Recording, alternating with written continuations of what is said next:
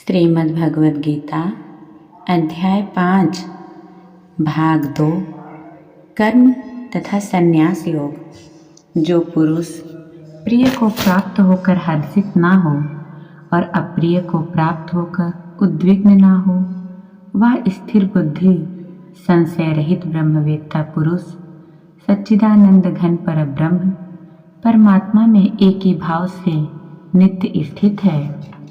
बाहर के विषयों में आसक्ति रहित अंतःकरण वाला साधक आत्मा में स्थित जो ध्यान जनित सात्विक आनंद है उसको प्राप्त होता है। तदनंतर वह सच्चिदानंद घन पर ब्रह्म परमात्मा के ध्यान रूप योग में अभिन्न भाव से स्थित पुरुष अक्षय आनंद अनुभव करता है।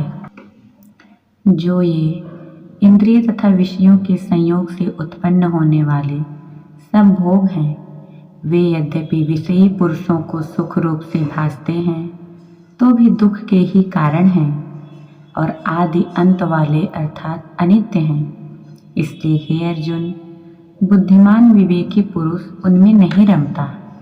जो साधक इस मनुष्य शरीर में शरीर का नाश होने से पहले ही काम क्रोध से उत्पन्न होने वाले वेग को सहन करने में समर्थ हो जाता है, वही पुरुष योगी है और वही पुरुष सुखी है। जो पुरुष अंतरात्मा में ही सुख वाला है, आत्मा में ही रमण करने वाला है तथा जो आत्मा में ही ज्ञान वाला है, वह सच्चिदानंद घन परब्रह्म परमात्मा के साथ एक ही भाव को प्राप्त सांख्य योगी शांत ब्रह्म को प्राप्त होता है, जिसके सब पाप नष्ट हो गए हैं, जिनके सब संशय ज्ञान के द्वारा निवृत्त हो गए हैं, जो संपूर्ण प्राणियों के हित में रत है और जिनका जीता हुआ मन निश्चल भाव से परमात्मा में स्थित है। वे ब्रह्मवेत्ता पुरुष शांत ब्रह्म को प्राप्त होते हैं। काम क्रोध से रहित जीते हुए चित्त वाला पर ब्रह्म परमात्मा का साक्षात्कार किए हुए ज्ञानी पुरुष के लिए सब ओर से शांत पर ब्रह्म परमात्मा ही परिपूर्ण है।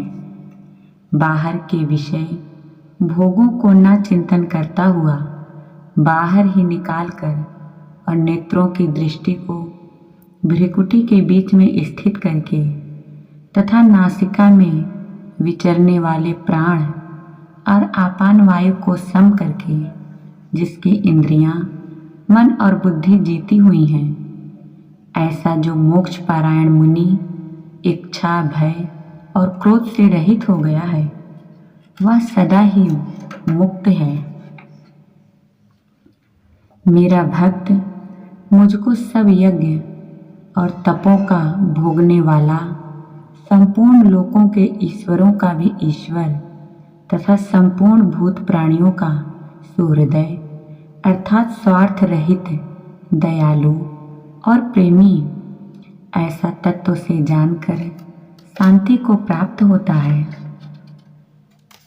श्रीमद् भगवद गीता का 5वां अध्याय पूर्ण।